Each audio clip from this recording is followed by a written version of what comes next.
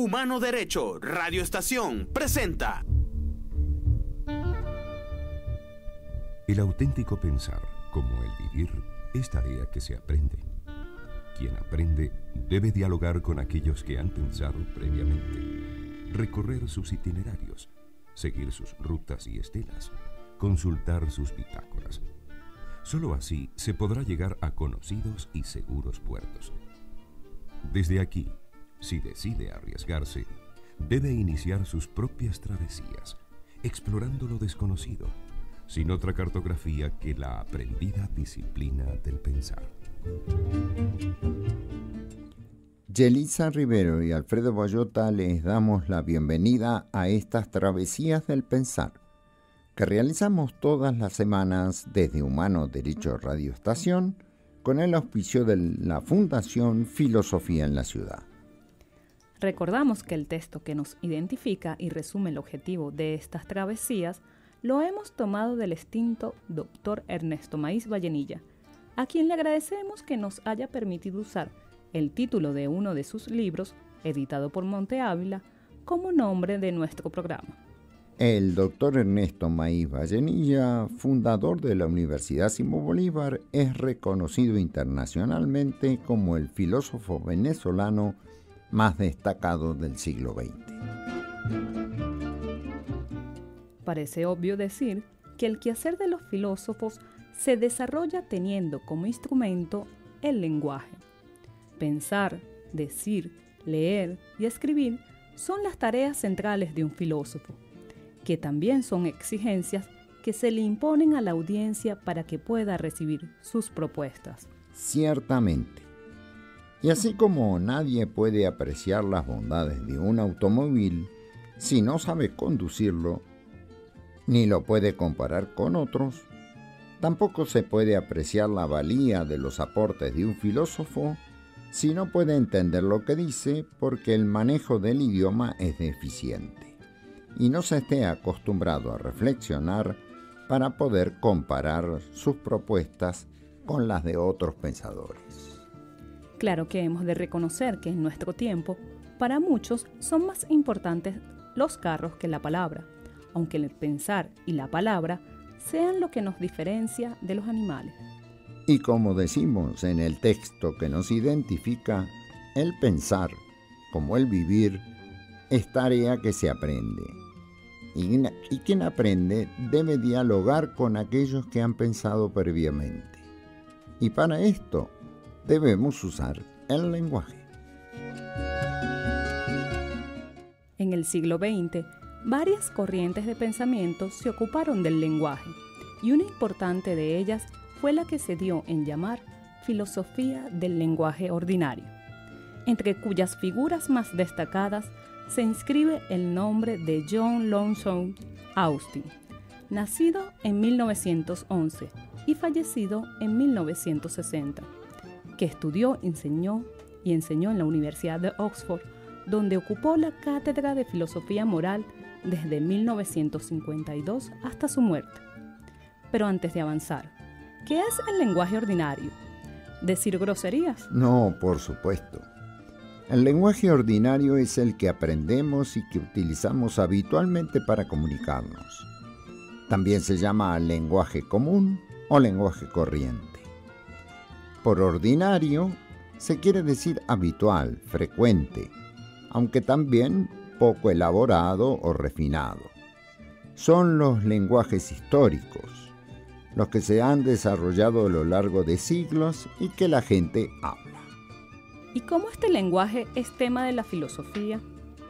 Sucede que por su vaguedad, ambigüedad, son capaces de generar paradojas e incongruencias, por lo que resulta inadecuado para un medio de expresión en el caso de las ciencias, la filosofía, la lógica o para expresar conocimientos precisos. Demos un ejemplo para mostrar esas confusiones. Por ejemplo, dos expresiones como ella volvió por amor y ella volvió por aquí son gramaticalmente iguales, pero quieren decir cosas muy diferentes.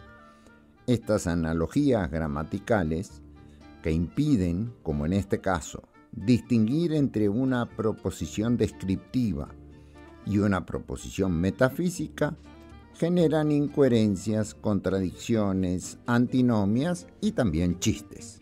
Por ello, autores como Gilbert Ryle, contemporáneo de Austin, en Oxford, propusieron establecer una geografía de los conceptos, que mediante el análisis sirviera para diferenciar los niveles de significación. Ryle dice que los habitantes comunes de un idioma son para un filósofo lo que los aldeanos comunes son para un cartógrafo. El aldeano común tiene una comprensión competente de su pueblo, está familiarizado con sus habitantes y su geografía. Sin embargo, cuando se le pide que interprete un mapa de su región, tendrá dificultades si no puede traducir su conocimiento práctico en términos cartográficos. El aldeano piensa en su pueblo en términos personales y prácticos, mientras que el cartógrafo piensa en el pueblo en términos neutrales, públicos y universales.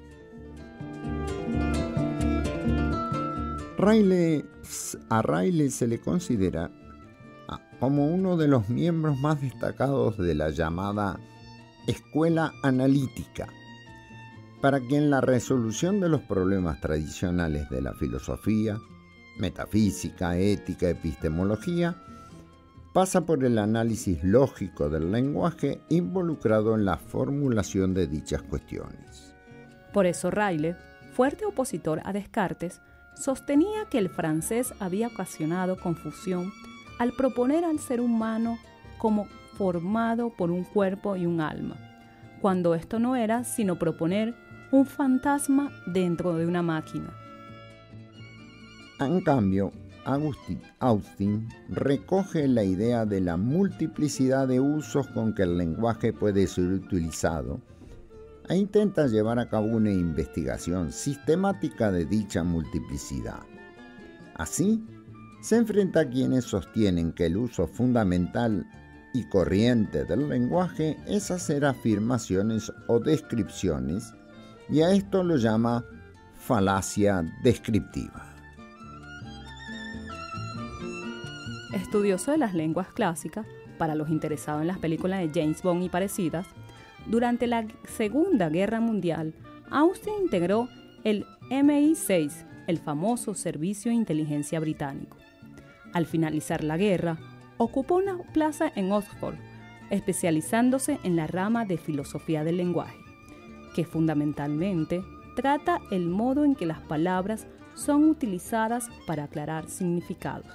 La obra escrita de J.L. Austin no es muy extensa, pero su importancia ha sido enorme, ejercida principalmente a través de conferencias, seminarios, reuniones privadas y sus clases, que posteriormente fueron recopiladas en libros póstumos.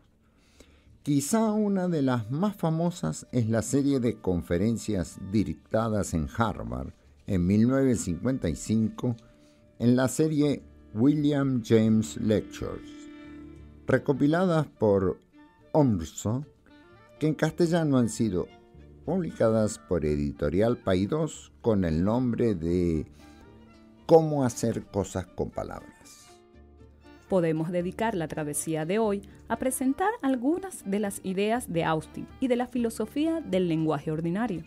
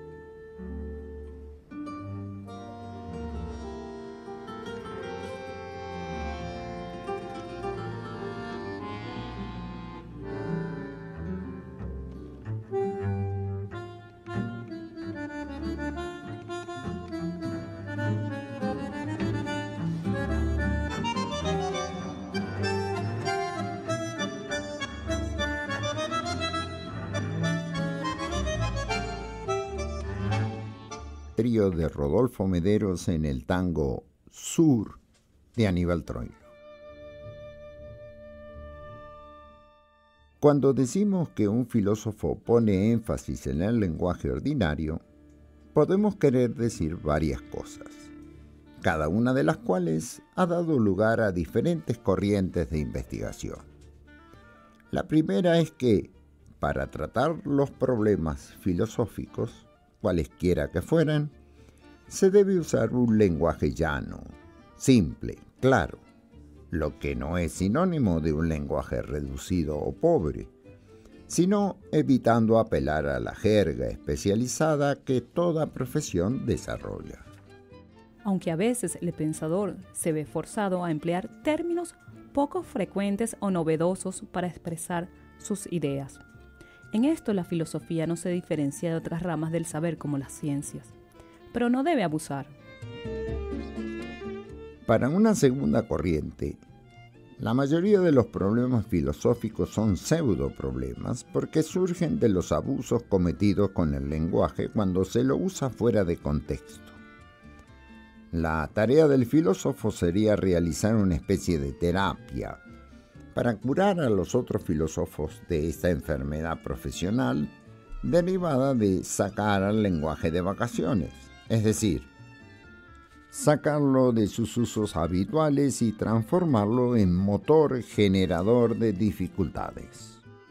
Buena parte de los no enterados del quehacer filosófico nos achacan este defecto, que aunque se da muchas veces, no son tantas como los enredos que causan los políticos tratando de engañar, o la gente común cuando no tiene palabras para explicar las cosas más sencillas, o cuando trata de evadir responsabilidades.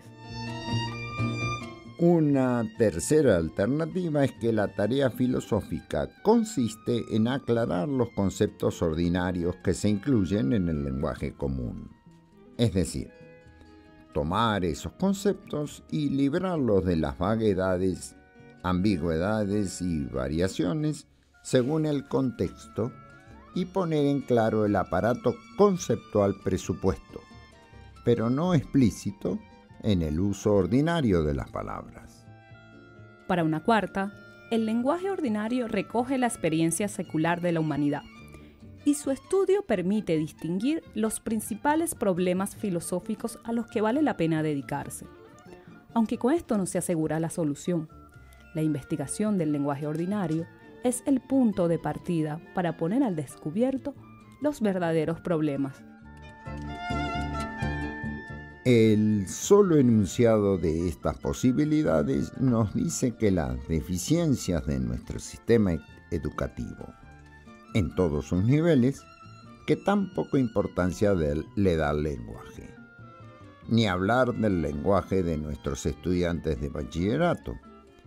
Pero más grave, los discursos de nuestros dirigentes, que ignoro si alguien ha estudiado este punto, pero repiten y repiten una y mil veces las mismas palabras y los mismos argumentos, como si estuviéramos escuchando grabaciones. En el intento de convencer con la repetición, lo que se logra es un empobrecimiento del lenguaje de la gente. De las opciones que hemos presentado para el estudio del lenguaje ordinario, surgió el movimiento de la filosofía del lenguaje ordinario. Más que un movimiento, diríamos que se delinearon dos líneas dentro de esa orientación, que podemos resumir en la encabezada por Ludwig Wittgenstein, en especial en sus trabajos de los últimos años, y la escuela de Oxford. Wittgenstein enseñó desde la década del 30 en Cambridge y los resultados de su reflexión sobre el lenguaje se recogen en su libro póstumo Investigaciones filosóficas, centradas en lo que señalamos como punto número 2. Wittgenstein propuso que todos los problemas filosóficos son artificiales y se asignó la tarea de mostrar el origen espurio de los mismos. Consideró que la filosofía se había enfrascado en dificultades que ella misma había generado debido al uso impropio del lenguaje, pretendiendo decir lo que no puede decirse.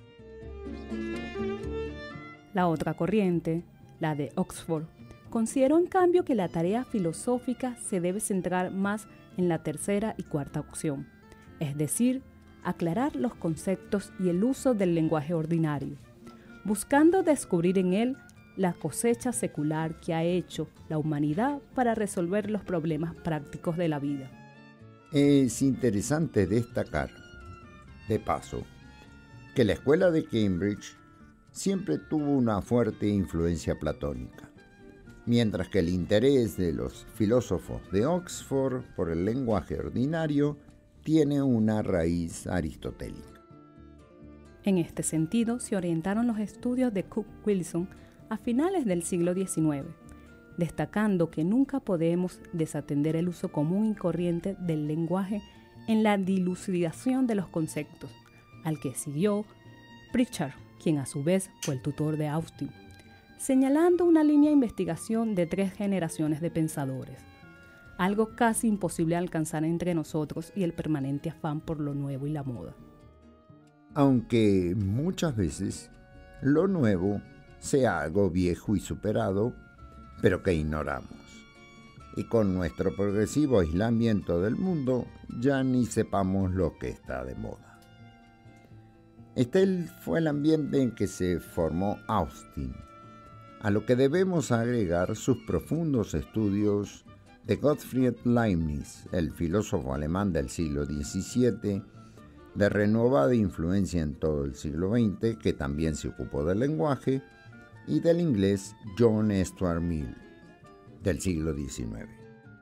Las posiciones de los de Oxford tuvieron muchos puntos de coincidencia con Moore en Cambridge, que también destacaba la importancia de no limitarse al lenguaje de la reflexión y atender a los numerosos usos de la palabra en el lenguaje ordinario.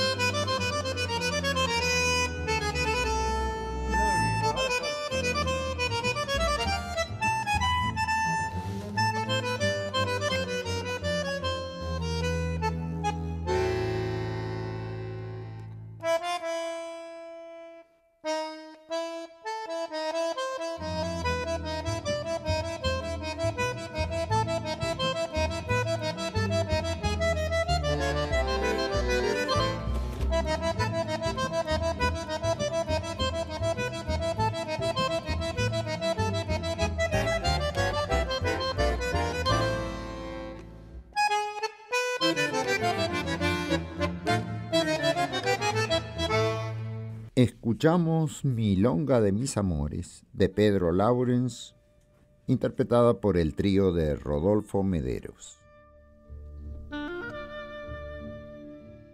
Estamos en Humano Derecho Radio Estación, realizando nuestras semanales travesías del pensar, un encuentro con los grandes temas de la filosofía, con la obra de los grandes pensadores, con las ideas que han moldeado nuestra cultura y nos han hecho los seres humanos que hoy somos en Occidente.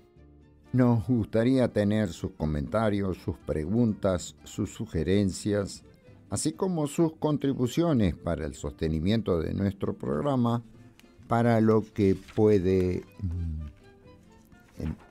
contactar con nosotros en travesíasdelpensar@gmail.com. Este programa se puede volver a escuchar el sábado a las 2 p.m. hora de Venezuela. ¿Cuál fue, en términos generales, la posición de Austin frente a los problemas del lenguaje ordinario?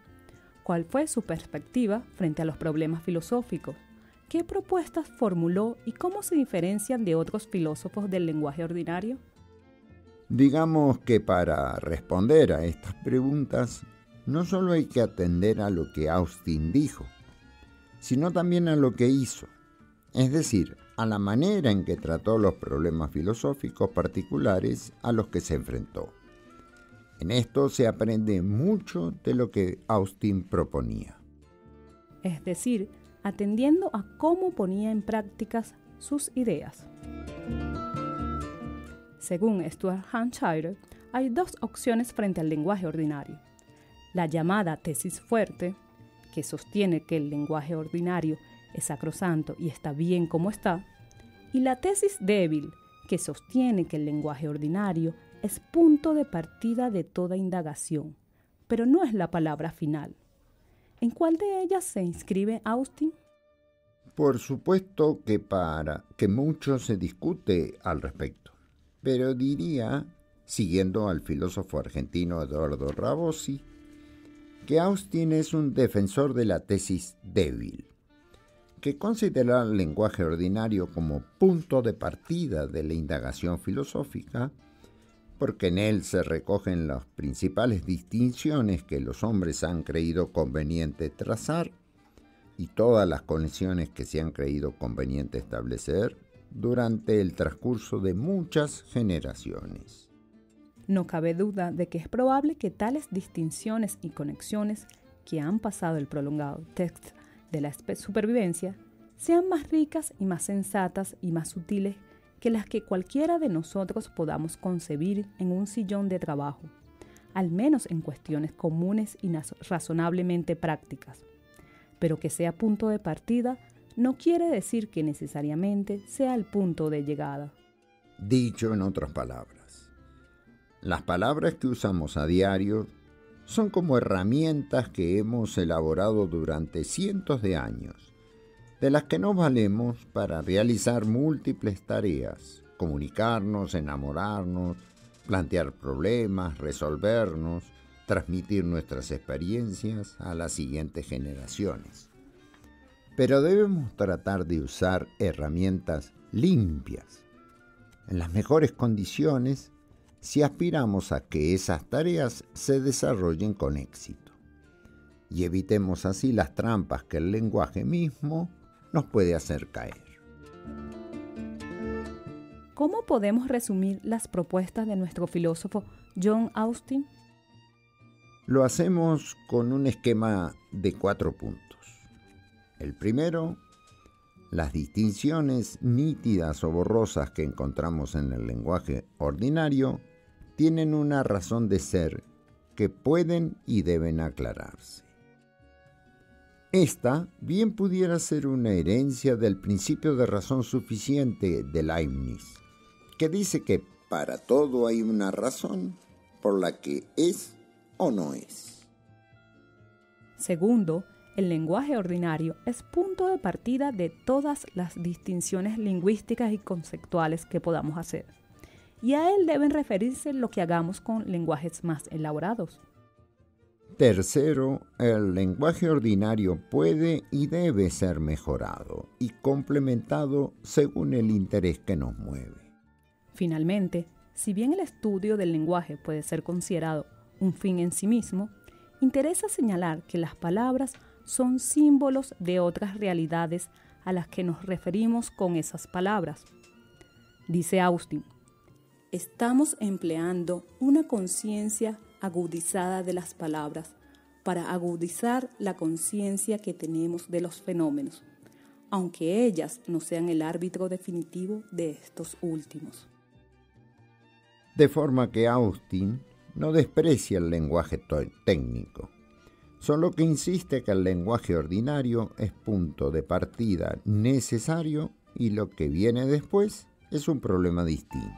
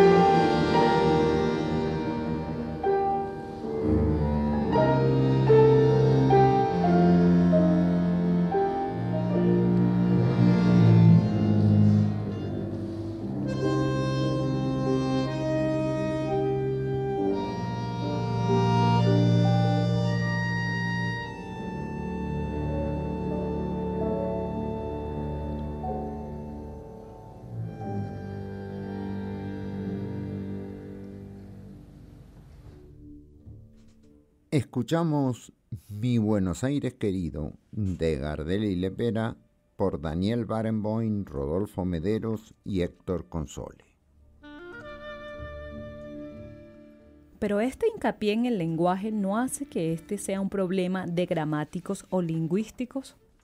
Su pregunta es pertinente porque con el afán de especialización y la defensa que hacen los colegios profesionales del ámbito de interés de sus asociados, pareciera que los médicos son los únicos dueños de la salud, los periodistas los únicos dueños de la comunicación, los abogados de la ley, los gramáticos y los lingüistas de lo que se haga con el lenguaje. Pero Austin nunca pretendió trazar una línea de demarcación entre filósofos y lingüistas. Siempre lo tuvo sin cuidado el rótulo que le podían poner a su trabajo. Precisamente, el interés de Austin fue inyectar a los estudios del lenguaje todo el rigor y la riqueza de la tradición filosófica, de manera de enriquecer el estudio de las palabras hasta poder adquirir un lugar entre los conocimientos respetables, y no la charlatanería hueca. Los trabajos de Austin testimonian el valor que otorgaba a las investigaciones minuciosas de los giros y fórmulas del lenguaje ordinario, ligados a problemas que han sido tratados por los filósofos como alcanzar la verdad, pero sin limitarlas a una actividad enmarcada en una profesión específica. Siempre estuvo interesado en estudiar, en forma rigurosa y paciente, aspectos particulares del lenguaje ordinario, con una delectación amorosa y un respeto frente a las palabras nunca visto antes.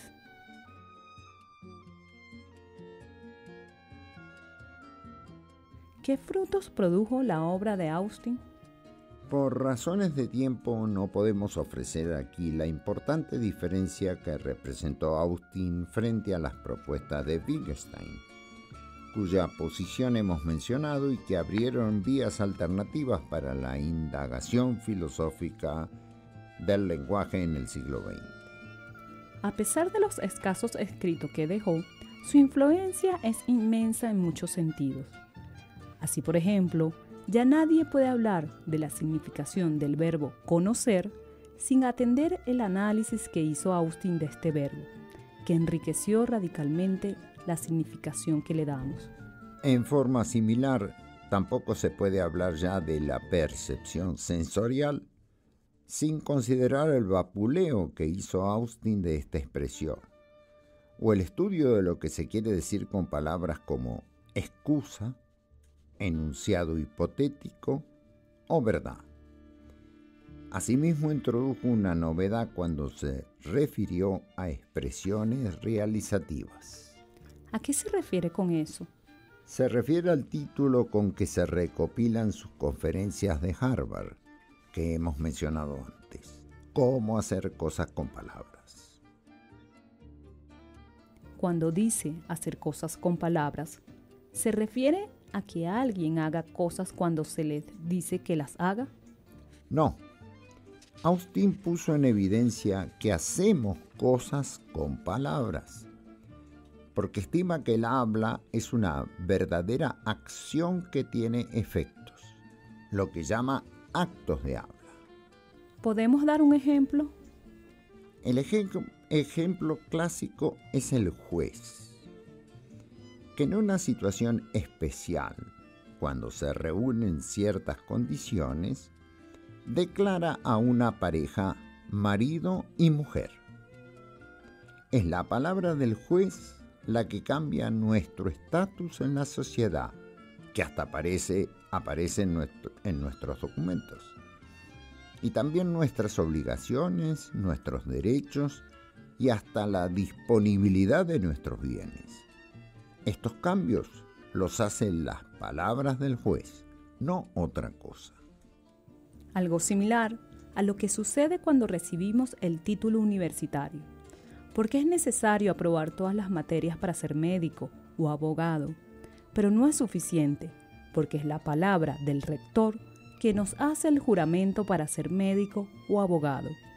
Es la palabra la que realmente culmina una carrera universitaria.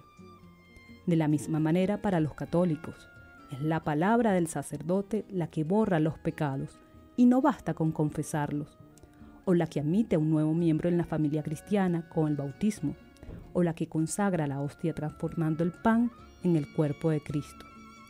Todas estas son cosas que se hacen con palabras. Estas expresiones se inscriben en una teoría amplia que propuso Austin acerca de los actos lingüísticos de los que hablábamos antes, en los que se distinguen tres aspectos. El acto locucionario, que es el acto de decir algo, emitir ciertos sonidos con cierta acentuación, que pertenecen a un vocabulario con cierto sentido y referencias. El acto que llevamos a cabo al decir algo, como prometer, saludar, insultar, definir, amenazar, bautizar, y que llama el acto ilocucionario. Finalmente, el acto que realizamos cuando decimos algo, el efecto que producimos con nuestras palabras, como asustar, intimidar, bautizar, consagrar, casar, entristecer, alegrar, ofender, convencer, y que Austin llama el acto perlocucionario. Sin duda que las conexiones entre estos tres actos que Austin puso en evidencia son innumerables. Basta pensar cuando alguien dice, prometo tal cosa. Si simplemente lo dice, emite los sonidos. Es un acto locucionario. Esto es diferente a si lo promete realmente, que es el acto ilocucionario, y distinto de lo que produce en quien lo recibe, el acto perlocucionario. El estudio de las formas de estas acciones lingüísticas, si es posible distinguirlas, o cómo se diferencian de otras expresiones como la pared es blanca y la que dice debes amar al prójimo, ocuparon gran parte del esfuerzo de Austin, no siempre coronado por el éxito. Sin embargo, a pesar de que no siempre fueron lo exitosa que hubiéramos querido, Austin abrió campos insospechados del estudio del lenguaje, al punto que hoy sus expresiones forman parte del lenguaje común de filósofos y lingüistas, como actos locucionarios, expresiones realizativas, actos perlocucionarios. Cabe señalar que Austin no sostuvo que la filosofía se redujera únicamente al análisis lingüístico, sino que también puede hacerse de otras maneras. Lo que sí sostenía es que la consideración del lenguaje debía ser el punto de partida insustituible, porque el lenguaje ordinario no es la última palabra, pero es la primera palabra. Si usamos las palabras para hablar sobre las realidades, a través de ellas es que podemos alcanzar los fenómenos y esclarecerlos. Es así como Austin afirma que este análisis del lenguaje común u ordinario es muy importante en la vida del filósofo, pues le ayuda a que, antes de proponer cualquier teoría, debe hacer y confeccionar un buen catálogo sistemático de todos los usos posibles de las palabras referentes al tema investigado, y de igual manera clasificar todos sus posibles significados. Según Urbson, un investigador que ha seguido los estudios que Austin realizó en varias obras de filósofos, se pueden distinguir varios momentos durante el desarrollo de su técnica. Primero, se elige un área del discurso en el que se trata un problema filosófico, se recopilan todos los recursos del lenguaje dentro de esa área, vocabulario, expresiones, la asociación de palabras, tarea que se puede y debe realizarse en equipo. A continuación, se pasa a evocar o imaginar episodios y diálogos de las circunstancias bajo las cuales un giro debe ser preferido a otro, y preguntarse cómo podrían ser bien empleadas las palabras o las frases en relación con dichas historias o diálogos. Finalmente se elabora una comparación o descripción del funcionamiento de las varias expresiones pertenecientes al área lingüística y aporta una explicación de por qué es legítimo o ilegítimo usar dichas expresiones cuando se usan. Es así como Austin trataba de llegar a un consenso entre las explicaciones de los gramáticos y los filósofos sobre el sentido que han dado a las expresiones en cuestión, e intentó mostrar que muchos argumentos filosóficos acerca de un problema se debían a una equivocada construcción o uso desviado de ciertos términos claves.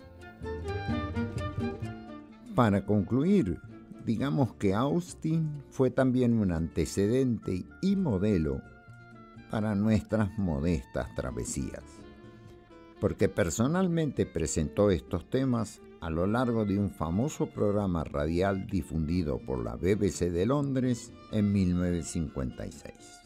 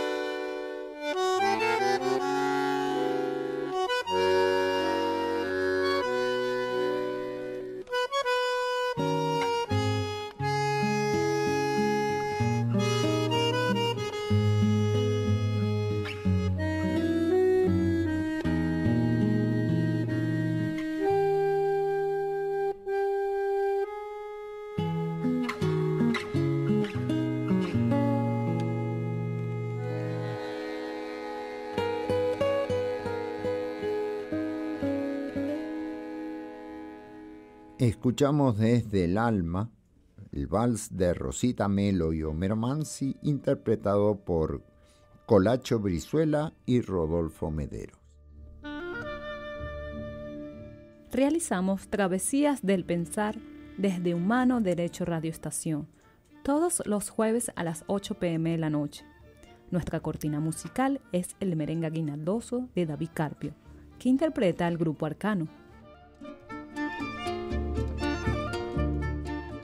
La tripulación de la travesía de hoy fuimos Yelitza Rivero y Alfredo Bayota.